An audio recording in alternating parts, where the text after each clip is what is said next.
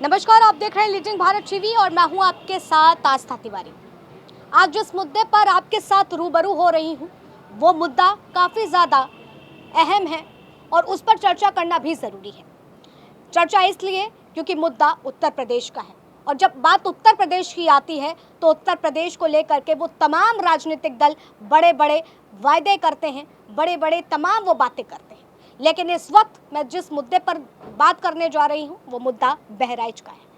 वो मुद्दा उस हिंसा का है जिस हिंसा में जल रहा है बहराइच।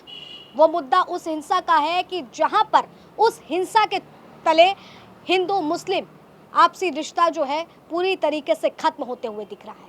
वो मुद्दा उस हिंसा का है जिसके नाम पर राजनीतिक रोटियां सेकी जा रही हैं। वो मुद्दा उस हिंसा का है जिसमें राम गोपाल मिश्रा के शरीर को गोलियों से भून दिया जाता है और 20 गोलियां मारने के बाद भी जब लोगों का दिल नहीं पसीजता है, उसके बाद शरीर के नाखूनों को नोच करके उसकी निर्मम हत्या कर दी जाती है, जिसके बाद ये हिंसा भड़कती है और ऐसी भड़कती है कि उसको लेकर वो तमाम राजनीतिक दल अपनी अपनी बातें करते हुए नजर आ रहे हैं। लेकिन इस बीच क्या इस हिंसा का केवल एक यही सच है? क्या इस हिंसा को इसी आईने से देखना चाहिए? क्योंकि तस्वीरें तो बहुत कुछ बता रही हैं। तो सबसे पहले आज हम आपको उस हिंसा के उस पहलू से रूबरू करवा देना चाहते हैं जो इसका वाकई सच है।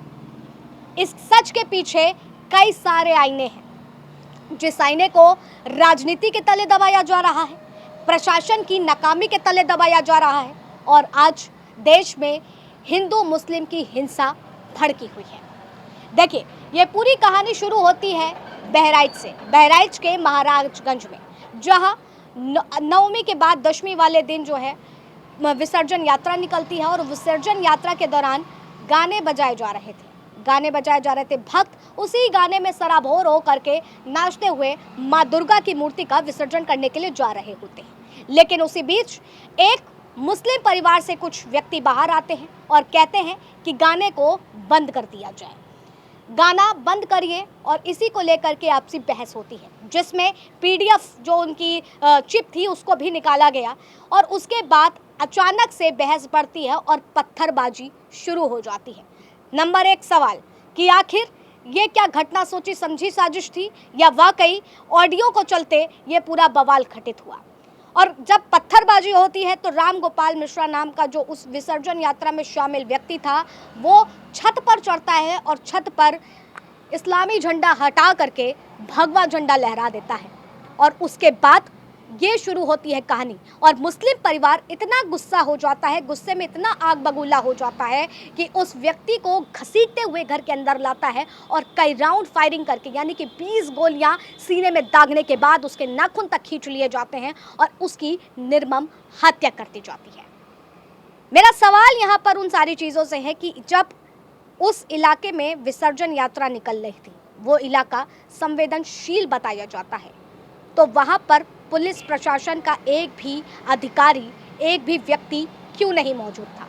आज वो तमाम बड़े बड़े चैनलों में ये बातें चल रही हैं कि प्रशासन की नाकामी है, प्रशासन की जिम्मेदारी है हिंदू मुस्लिम हिंसा को भड़काने की है। लेकिन इन सब के बीच में हम ये क्यों नहीं भूल पा रहे हैं कि यहाँ पर जान एक गरीब की गई है, शरीर गोलियों से छल्ली एक गरीब का हुआ है। लेकिन सियासत अपनी उसी चरम सीमा पर है। कुछ ट्वीट के माध्यम से राजनेता घरों में बैठ करके इस हिंसा पर शोक जता रहे हैं, तो कुछ राजनेता इस पर अपनी रोटियां सेक रहे हैं, वो भी राजनीति वाली, वो रोटियां जिसके नाम पर चल रही है उनकी दुकानें। देखिए, मैं स्पष्ट अपनी बात को बोलती हूँ, ना ज़्यादा घुमाना चाहती हूँ, ना ज़्यादा इतर बितर जाना चाहती हूँ, क्योंकि सवाल यहाँ पर सीधे सीधे सिस्टम से है और मैं सिस्टम से सवाल पूछूंगी, क्योंकि ये देश की जनता आज ये सवाल भी पूछ रही है। ट्विटर के माध्यम से ट्वीट होता है कि आखिर विसर्जन यात्रा के दौरान गाने कौन से बज रहे थे, कार्रवाई इस पर होनी चाहिए। तो बीजेपी के तमाम नेताओं का आता है कि हमारी सरकार की कमजोरी बताने का प्रयास किया जा रहा है, हमारी सरकार को माने कि कमज़ोर करने का प्रयास किया जा रहा है। टूल किट के माध्यम से ये सारी चीज़ें की जा रही हैं। और इतना ही नहीं, हिस्सेदार, यानी कि उत्तर प्रदेश के चुनावों में अखिलेश यादव की पार्टी, समाजवादी पार्टी की ज़्यादा सीट आने की वजह से वो अपना वर्चस्व स्थापित करने की कोशिश कर रहे हैं। उनकी ज़्यादा भागीदारी हो गई है, इसलिए ये सारी चीज़ें हो रही हैं। ये भाजपा के नेताओं के बयान है, भाजपा के नेताओं के साथ साथ डिप्टी सीएम के ऐसे बयान हैं। कार्रवाई करने की तो बात हो रही है, कार्रवाई की मांग भी हो रही है, लेकिन उससे पहले जो राजनीतिक रोटियां सेकी जा रही हैं वो इस तरीके की सेकी जा रही हैं। वहाँ पर एक गरीब की जान गई, इसकी किसी को परवाह नहीं। वहाँ पर दो समुदायों के बीच आपसी रिश्ता खराब हुआ, इसकी किसी को परवाह नहीं। पूरी तरीके से बहराइच इस हिंसा की आग में जल रहा है, इसको किसी की कोई परवाह नहीं। लेकिन वहाँ पर मुद्दा क्या चल रहा है? मुद्दा ये चल रहा है कि आखिर यहाँ पर जो है पूरी तरीके से सियासत, चुनाव ये सारा मुद्दा बरकरार है। अब जरा एक बात पर गौर करिएगा, सीएम योगी आदित्यनाथ यानी कि योगी सरकार, जब योगी सरकार की बात आती है तो कानून व्यवस्था को सबसे ज़बरदस्त और बेहतरीन बताया जाता है। लेकिन इन सब के बीच में क्या जो विपक्ष कह रहा है उसकी बात को सच मान लिया जाए? अब ऐसा क्यों मैं कह रही हूँ? क्योंकि हो सकता है, क्योंकि इस विसर्जन यात्रा में जब एक भी प्रशासन का व्यक्ति नहीं मौजूद था तो इसको लिए क्या समझा जाए? विपक्ष जो बातें कह रहा है सही कह रहा होगा। और यदि आपकी जो रणनीति है, तैयारियां इतनी मजबूत रहती हैं तो वहां पर कोई भी प्रशासन का व्यक्ति क्यों नहीं था? लेकिन मैं आज आपको कुछ उदाहरण दूंगी और उस उदाहरण से शायद हो सकता है कुछ तस्वीरें साफ हो जाएं। और वो उदाहरण ये हैं कि जब सरकार के खिलाफ जनता सड़कों पर उतरती है, जब सरकार के कुछ नीतियों को लेकर के, अपनी मांगों को लेकर के सड़कों पर उतरती है, तो उस सरकार सवाल पूछने वालों के पीछे हजारों की तादाद में पुलिस लगा देती है, बैरिकेडिंग कर देती है। बीएसएफ के जवान बॉर्डर से बुला कर हटा करके यहाँ सड़कों पर लगा दिए जाते हैं। मैं ऐसा क्यों कह रही हूँ वो भी आपको बताती हूँ। हाल ही में 10 दिन हो गए हैं सोनम वांगचुक को दिल्ली में धरना देते हुए, और तकरीबन महीने 2 महीने पहले वो लद्दाख में धरना दे रहे थे। सरकार से उनकी कुछ मांगे हैं जिसको लेकर के उन्होंने पदयात्रा निकाली थी और 2 तारीख को वो यात्रा उनकी जो है राष्ट्रपिता भवन में जो है संपन्न होनी थी। देखिए, डीजे से लेकर के झंडे तक की विवाद फैलता है और इस विवाद को लेकर के पूरी घटना जो है संवेदनशील हो जाती है और हिंसा में परिवर्तित हो जाती है। लेकिन उस बीच वहाँ पर कोई भी प्रशासन का व्यक्ति मौजूद नहीं होता है। लेकिन ये प्रशासन के व्यक्ति जो हैं, ये प्रशासन के लोग जो हैं वहाँ ज़रूर मौजूद हो जाते हैं जहाँ पर सरकार के खिलाफ कोई मांग करने जा रहा होता है। अब मैं ऐसा क्यों कह रही हूँ वो भी आपको बता देती हूँ, पूरी तरीके से विस्तार से बताऊँगी। देखिए, शायद हो सकता है मेरी ये बात बहुतों को कड़वी भी लग जाए। जब सोनम वांगचुक लद्दाख की कुछ मांगों को लेकर के सरकार से सवाल लेकर के लद्दाख से दिल्ली की ओर पैदल आते तो उनको रातों रात रोक लिया जाता है। तकरीबन उनकी संख्या और उनके साथियों की संख्या 150 थी, लेकिन उन 150 साथियों को रोकने के लिए दिल्ली में उनको जंतर मंतर पर धरने की परमिशन ना मिलने के बावजूद भी उनका यहाँ पर आना इतना बड़ा मुद्दा हो जाता है, इतना बड़ा अहम हो जाता है कि रातों रात हज़ारों की तादाद में पुलिस की टीम वहाँ पर पहुँच जाती है और उनको रोकती है। ठीक ऐसा ही दृश्य आज से साल भर पहले देखा गया था जंतर मंतर पर, जब महिला पहलवान अपने कुछ मुद्दों को लेकर के, उनकी संख्या तकरीबन 10 से 12 थी, वह वहाँ पहुँची थी।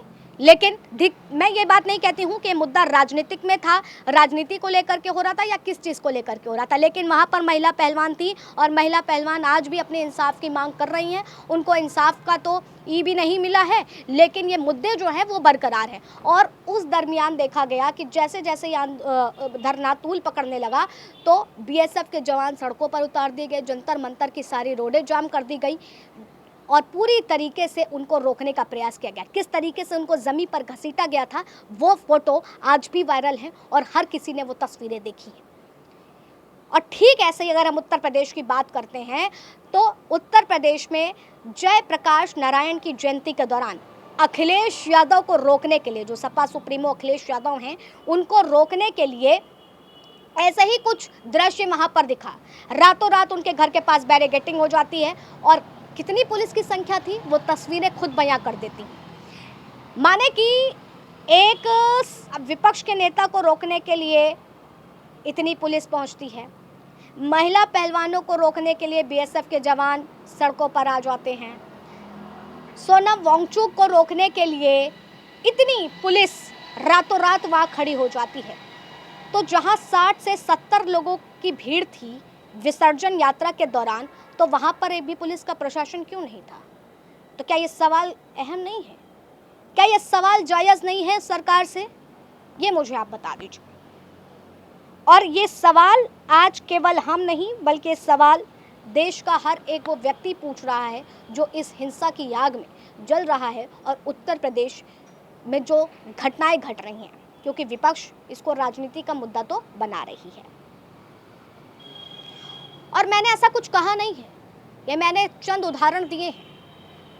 और अच्छा, एक और बात है, उत्तर प्रदेश में कहा जाता है कि यहाँ ठोकने की नीति है, यानी कि अगर कोई अपराधी अपराध करेगा तो सीधा उसका एनकाउंटर होगा।